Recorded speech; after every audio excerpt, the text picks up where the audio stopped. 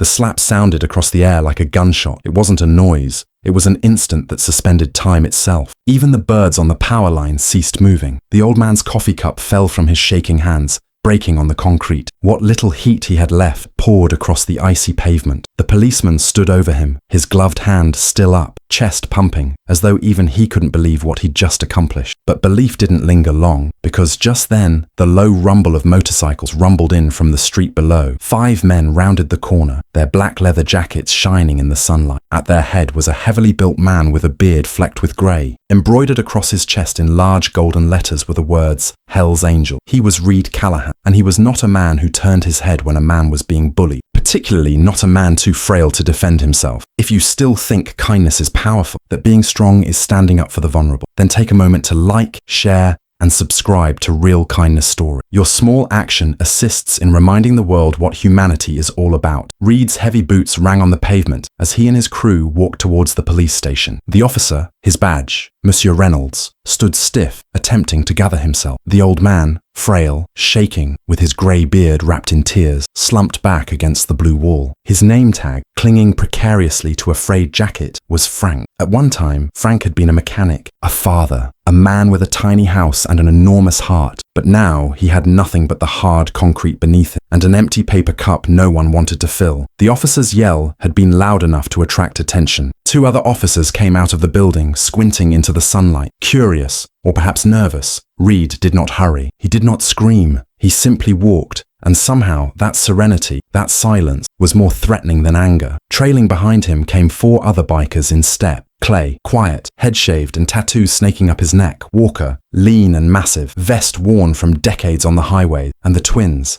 Kurt and Mason, former Marines who'd rediscovered brotherhood in chrome and steel. Move along. Or men, Reynolds grumbled, his jaw clenched, though the quiver in his voice betrayed him. The doors to the station opened wider. More men came, standing by, but Reed didn't move along. He stepped over to Frank, knelt, and quietly removed his gloves. From his pocket, he produced a folded handkerchief and wiped the blood and dirt from the old man's cheek very gently. The world stood still. Even Reynolds halted. Then Reed inserted his hand into his vest, drew out a crumpled $20 bill, and shoved it into Frank's pocket. It wasn't until then that he gazed up, directly into the eyes of the officer. His tone was low, even, and cold with disillusionment. That uniform's meant to help, Reed said, not hurt them. Reynolds stumbled back, mumbling something under his breath, but his words were lost in the thunder of a motorcycle, engine revving to life behind Reed. It wasn't a threat. It was a statement, the roar of justice stirring one. Of the officers standing near the door leaned over another and whispered, "Is that RLC, the biker from the Veterans Outreach last year?" The murmur spread through the crowd,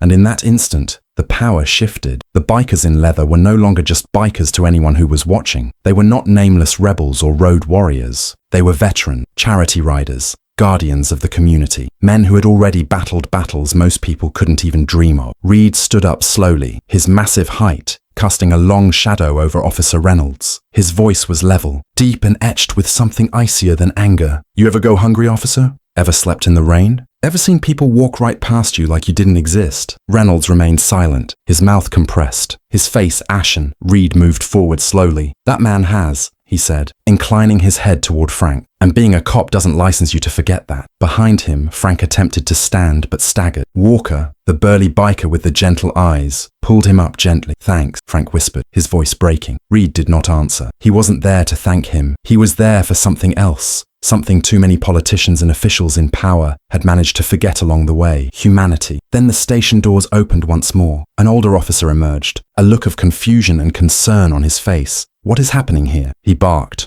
Reed shifted his head just so, his steady eyes locking with the man's. "One of your own forgot how to serve," he said softly. "Maybe remind him." The older officer slumped his shoulders. He got it at once, and in that heavy silence, the truth hung there like smoke after a shootout. The other officers stepped back, one by one. Reynolds shifted uncomfortably, his gaze fixed on the sidewalk. The reverberation of that slap, the noise that had begun it all, now thundered in his own ears. Reed did not scream. He did not intimidate. He merely turned around, nodded at his brothers, and headed for his bike. The others trailed after, their boots thudding lightly against the pavement. As he stepped onto his Harley, Reed hesitated. He looked back over his shoulder, the merest glimmer of pity in his eyes. "We all make choices, officer," he said. "You made yours. Make the next one better." Then with that final line of truth hanging in the air, Reed pulled on his gloves, started the engine, and rolled out, The roar of 5 motorcycles thundered through the street, not as a threat, but as a reminder that decency still exists. When the sound finally faded, silence fell again outside the station. No one moved. Frank sat on a bench outside the entrance, a warm blanket over his shoulders, one given to him silently by an officer who couldn't look him in the eye. Reynolds stood off, looking down at his hand. The red spot where he'd slapped himself had dissipated, but the shame would remain. Later that evening, as the sun dissolved into the horizon, security footage of the station leaked onto the internet. Cops slapping a homeless man and 5 bikers intervening. But what the world paid most attention to wasn't the fight. It was the kindness a tattooed biker on his knees next to a battered man, washing away his cuts in silence. That picture spread like wildfire on the internet. Within a morning, comment threads overflowed with posts. Not all heroes wear badges.